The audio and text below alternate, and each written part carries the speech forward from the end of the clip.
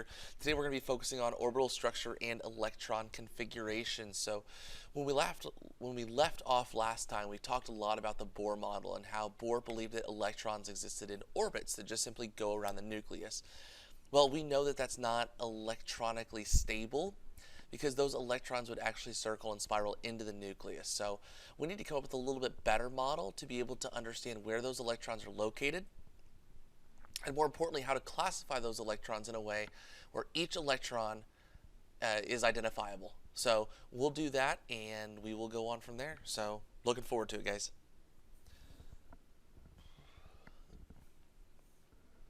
By the end of this video, you should be able to explain the concept of subshells of electrons and how they're related to the energy of an electron. And you should also be able to write out the electron configuration, orbital diagram, and noble gas notation of any atom. We have a few vocabulary terms here. We're going to talk about subshells, electron configuration, the Aufbau principle, and Hund's rule. So while electrons still exist in energy levels like Bohr said, a little bit more experimentation found out that they're actually subshells within those individual energy levels. They're labeled S, P, D, and F. The first energy level is just S, the second has S and P, the third has SP and D, and the fourth has SP, D, and F. Now S, P, D, and F hold a different number of electrons. S can hold a maximum of 2 electrons. There's one orbital, and each orbital holds 2 electrons. So S can hold a maximum of 2. P has 3 orbitals, each holding 2 electrons for a maximum of 6. D has 5 orbitals, 2 electrons each for a maximum of 10. And F has 7 orbitals, 2 each for a maximum of 14. So that plays a really huge role in how the periodic table is designed, which we'll take a look at here in just a minute, and how we count how many electrons are in a specific atom or isotope. So when we look at the Bohr model now, the Bohr model has changed. We now modify that. So now we have S, P, D, and F electrons in this. It's not just electrons within the specific energy levels, but now we have specific numbers within the energy levels themselves. So we classify them as S, P, D, or F based on where they're located and how many electrons are in that outer shell. So the way that electrons are arranged in an atom is known as the electron configuration, and each part of the configuration includes the energy level, subshell, and the number of electrons that are within that particular subshell. So the way we write these out is kind of written down at the bottom. 1s2 tells us that in the 1s orbital we have 2 electrons, and we also have 2 electrons in the 2s orbital. So how do I know which ones are each? Well, we'll probably label a periodic table with this, but you need to know that these 2 are your S. These, well, except for helium. Helium kind of goes over here.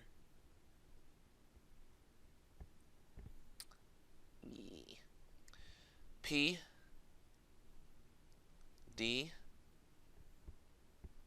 and F. And the energy levels typically correspond to the rows in the periodic table. So 1, 2, 3, 4, 5, 6, 7, and so on. Okay? So let's say we want to know the electron configuration for boron here. Well, we start all the way at the top. So right now we are currently in the 1s orbital. And what I usually ask myself is boron past the 1s? Well, the 1s just is helium and hydrogen. So it's past the 1s, so it's full. The maximum number of electrons in an s orbital is 2, so we say 1s2. We then follow the pattern of atomic numbers on the periodic table. So here you have 2s, and boron is past that, so we say that's full, so we say 2s2.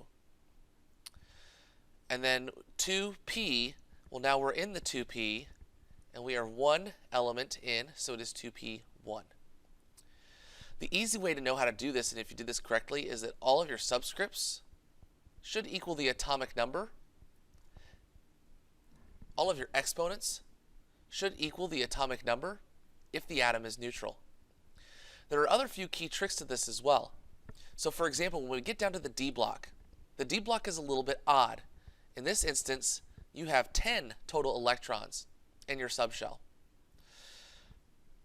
That has a closer attraction to the nucleus than the 4s orbital does, which only has 2 electrons in its subshell. So this row here, while you would think that this would be 4D, this row here is actually 3D. Again, it just has to do with the attraction of electrons to the nucleus, that it's closer and technically not in the fourth energy level. The same can be said for the F block, which contains 14 elements. But in this case, instead of this being 6F, this is actually 4F. So there's some really key things we need to think about when we write out our electron configurations and as we go through them. The process is pretty simple once you get the hang of it. Let's do a practice problem just to be sure. So the first one says to write out the electron configuration for bromine. Well, bromine is located right there on the periodic table. So we just use our little trend to help us out. I'm going to go ahead and stick helium over here. So we need to get to bromine. So we go through the 1s, it's full. So we say 1s2. Keep going, we're through the 2s. So 2s2. All the way through the 2p, so that is 2p. Remember, there's 6 electrons in the p sublevel, so 2p6. Keep going. 3s2. Go through here, so 3p6. Keep going down here. Remember, this is 4s2. Remember the difference here, though. This is not 4d, but remember, this is 3d. We subtract 1 from the energy level of the d orbital. We subtract 1 from the d sublevel. We subtract 1 from the energy level when we're going through the d block. So that's going to be 3d, and there are 10 there, so 3d10. And then finally, we're in the 4p, and we're 5 elements in, so this is 4p5. Okay? So pretty straightforward on how to go through and do that. The next one says to write out the electron configuration for Br with a minus charge. Well, what you should know is that anytime you have a charge on it, you are either gaining or losing electrons. In this instance, we are gaining an electron. So this is going to have the same configuration as you had before, but we're going to end with 4p6. Okay? Now, I know that's weird because that looks like that's going to be krypton. But krypton is, and we use this term, isoelectronic, meaning that it has the same electron configuration as Br minus. Krypton would also be isoelectronic to Rb with a plus charge. Take away an electron and Rb's electron configuration becomes krypton. So be aware that we can include ions in this as well. Let's move on. One way that we can visualize the representation of an electron configuration is by using orbital notation. Each orbital is represented by a line, or in this case, a box, and electrons are represented by arrows. Notice that the 1s has 1 orbital, so as a result, it has 1 box. 2s, 1 box. 2p has 3 boxes. Remember, it has 3 possible orbitals. The arrows represent electrons within those orbitals. There's a couple rules that we need to make sure that we follow.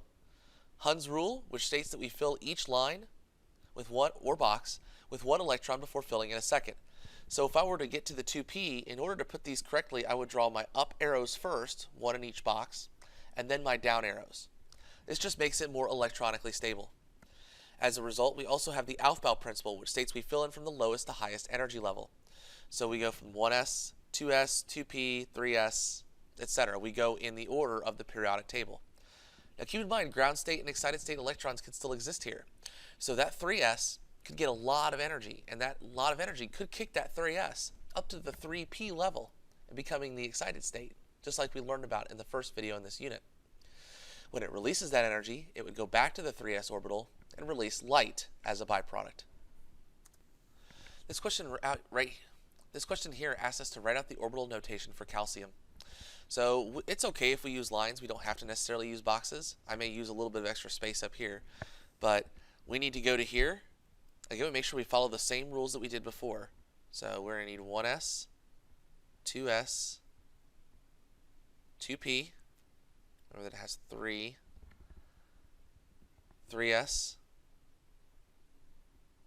3p, and 4s. That's where we'll end with calcium. So remember, we write our up arrows before we write our down arrows. So 1s1, 2, 2s1, 2, 2p1, 2, 3, 4, 5, 6, 3s1, 2, 3p1, 2, 3, 4, 5, 6, and then 4s, 1, and we end with 4s, 2. And that completes our orbital notation for calcium. If you were to write out the orbital notation for calcium with a +2 charge, remember we have to take the 2 electrons away. So in that instance, if we were to do that, we get the same electron configuration with no 4s orbital filled. Again, we're removing 2 electrons, so those 2 electrons do not exist. Again, pretty straightforward on how to go through and do this. Just make sure you follow the rules, especially the one where you write your up arrows before you write your down ones. Now, while most elements follow the rules of just going through the periodic table and not having any problems, some elements actually don't fit the standard notation due to some electronic stability of some of the elements. In particular, those D block elements that are 4 and 9.